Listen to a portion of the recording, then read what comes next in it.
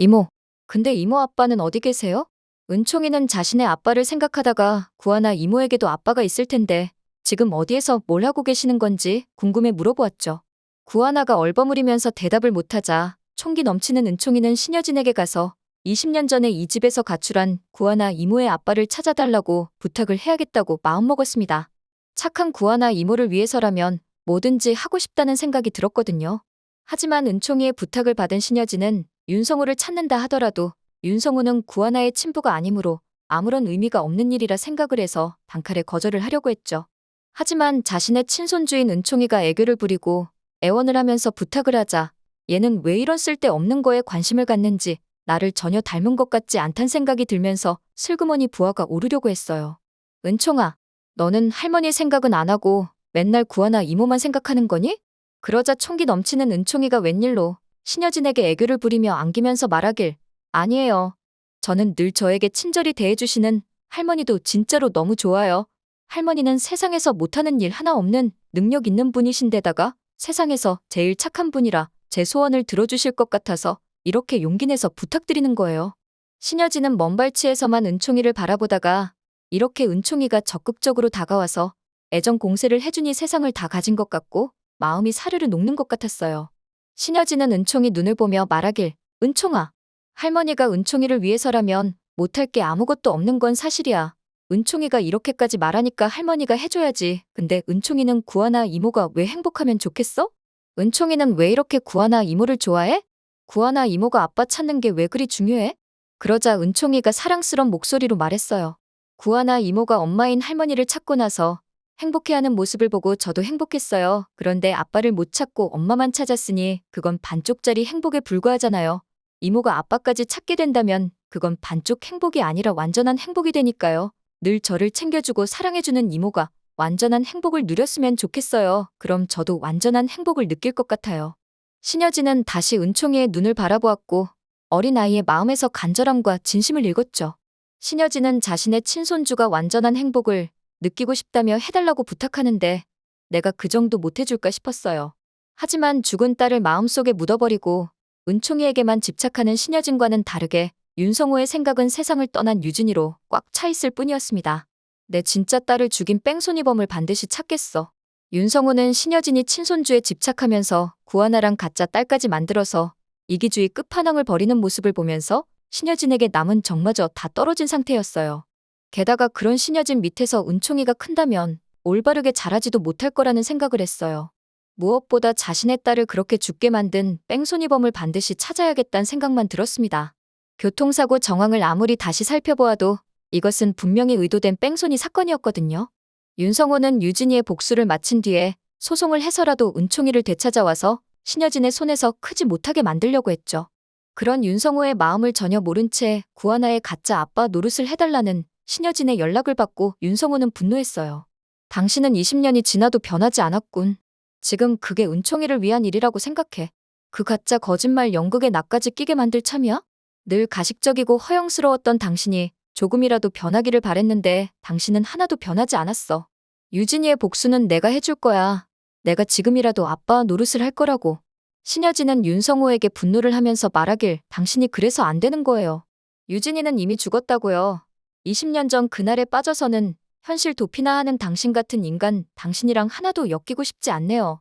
나는 우리 은총이 훌륭하게 키워서 우리 기업 물려받게 만들 거예요. 그게 하늘에 있는 유진이가 바라는 거라고요. 그러자 윤성호가 말했어요. 그래, 당신 말이 맞아. 당신은 현실 속에 살고 있긴 해. 하지만 거짓말로 점철된 현실이지. 나는 순서대로 진실되게 해나갈 거야. 이제 유진이 죽인 뺑소니범을 잡을 만한 증거들 또한 거의 다 모아놓았어. 일단 유진이 한부터 풀어주고 그 다음에 은총이를 위해 나설 거라고. 윤성호는 신여진과의 전화를 끊고 유진이를 죽인 뺑소니범에 대한 정보가 담긴 새로운 이메일이 없나 확인했어요. 유진이를 친 자동차의 차 넘버가 담긴 CCTV를 복원하는 작업을 진행 중이었는데 거의 성공했다는 소식을 들었기 때문에 하루하루 긴장하며 이메일을 기다리고 있었죠. 그렇게 윤성호가 간절히 바라던 이메일 한 통이 날아왔고 유진이를 죽인 차는 다름 아닌 조영사가 운전하던 차였습니다. 분노를 참을 수 없던 윤성호는 조영사를 찾아가 주먹으로 얼굴을 때렸고 조영사는 얼굴을 감싸주며 왜 이러냐고 물었죠. 윤성호는 왜 유진이를 죽인 거냐고, 그 죄가 평생 감춰질 줄 알았냐고 조 형사에게 분노하기 시작했습니다.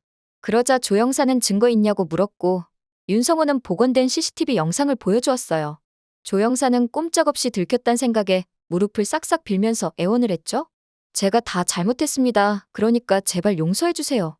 윤성호가 괴로워하고 있던 찰나에 조 형사는 윤성호를 밀치고 도망치려고 했지만 그때 구지석이 들어와서는 조 형사를 구석으로 내팽개쳤습니다. 네가 뺑소니범이었구나. 이 나쁜 놈아. 그러고도 도망을 가려고 해? 그러자 조 형사가 윤성호와 구지석에게 지금이라도 용서를 해주신다면 자기에게 유진이를 죽이라고 사주한 진짜 범인 최명지도 감옥에 보낼 수 있도록 모든 증거를 수집해오겠다고 했어요. 그러자 구지석은 조 형사에게 해외 출국 금지 요청은 이미 해놓았고 한국에서는 너를 무슨 수를 써서라도 잡을 거니까 절대 도망갈 생각은 하지 말라면서 일단 조 형사를 풀어주었습니다. 그리고 구지석은 신여진의 전화에 관해 윤성호로부터 모든 이야기를 다 듣고는 잠깐이나마 신데렐라가 된 구하나를 위해 아빠 역할을 해주시는 것도 좋을 것 같다고 부탁의 말을 했습니다. 윤성호는 구지석의 말처럼 자신의 딸 유진이를 사랑하고 아껴준 구하나의 아빠가 되어 사랑을 준다면 하늘에 있는 유진이도 좋아할 거란 생각이 들었어요. 그렇게 윤성호는 구하나를 만나러 신여진의 집안으로 들어가게 되었고 이 모습을 본 최명진은 분노를 감추지 못했죠. 최명진은 조 형사에게 연락을 해보았지만 얼마 전부터 조 형사는 최명지의 모든 연락을 받지 않고 있었기에 최명진은 고립감을 느끼고 있었습니다. 최명진은 윤성호와 신여진의 구하나의 은총이까지 완벽한 가족의 모습을 하게 된 것을 보고는 질투심을 감추지 못했죠. 왠지 이 가족의 더부살이를 하고 있는 자신과 세영이가 곧 쫓겨날 것 같았습니다. 그래서 최명진은 이 모든 판을 깨버리기 위해 구하나가 친딸이 아니란 걸 밝히자 굳게 마음을 먹었죠. 그렇게 최명진은 구하나와 윤성호, 구하나와 신여진의 칫솔을 구해와 유전자 검사를 의뢰하게 되었고 놀랍게도 그 결과는 구하나와 윤성호, 구하나와 신여진이 친부모와 자식의 관계라는 충격적인 결과가 나오게 되었습니다. 뭐야? 이건 말도 안 되는 결과잖아. 어떻게 이런 결과가 나올 수가 있어. 이건 있을 수가 없는 일이라고 그렇게 최명지가 분개해하고 있을 동안 최명지의 그동안의 모든 악행에 관한 증거를 정리해온 조 형사가 나타나서 윤성호에게 증거를 전했죠. 그리고 놀라운 소식도 전했습니다. 제가 최명지의 악행에 관한 증거를 찾고자 유진이가 태어난 시점부터 모든 관련 서류를 다 찾아보았습니다. 근데 놀라운 사실이 하나 있었어요. 유진이와 함께 태어난 두 분의 다른 자녀가 한 명이 더 있었습니다. 윤성호가 그게 무슨 이야기냐고 묻자 조 형사가 놀라면서 대답을 하길 이날 이 산부인과에서 태어났는데 부모의 신원이 미상이라고 밝혀져 보육원으로 보내진 아이가 한 명이 있었는데 그 아이가 바로 구하나입니다. 그리고 이렇게 한 명의 아이를 빼돌린 사람이 바로 최명지라고 의사가 말을 해줬어요.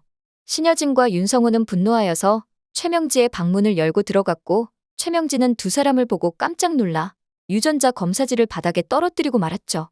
윤성호는 유전자 검사지를 주워 읽고는 손을 부들부들 떨면서 최명지에게 소리쳤어요. 도대체 이게 어떻게 된 일입니까? 그동안 당신의 악행을 알고 있었지만 내 동생의 부인이기에 참았습니다. 근데 더 이상은 참을 수가 없군요. 인간의 탈을 쓰고 어떻게 그러실 수 있어요? 사람 맞으십니까? 최명진은 조 형사까지 데리고 들어온 윤성호를 보고는 자신의 모든 죄가 들통났다 확신할 수밖에 없었습니다. 그렇게 무릎을 꿇고 사죄를 하였죠. 하지만 윤성호는 용서를 하지 않았고 최명지를 살인교사죄, 조 형사를 살인죄로 경찰에 신고했고 두 사람은 무기징역형을 받아 그동안의 죗값을 받게 되었습니다. 오늘 영상 재밌으셨다면 구독과 좋아요 부탁드려요.